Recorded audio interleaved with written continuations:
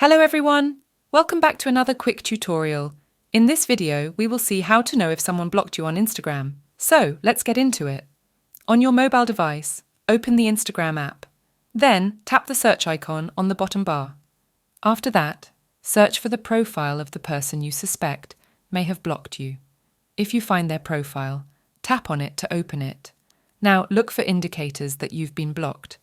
These indicators can include the following.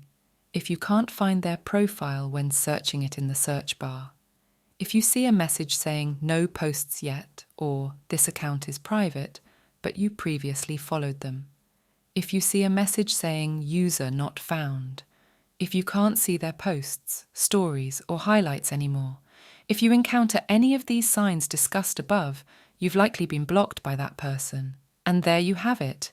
Using this method, you can see if someone blocked you on Instagram. If you found this video helpful, don't forget to subscribe to our channel for more tutorials. Thanks for watching.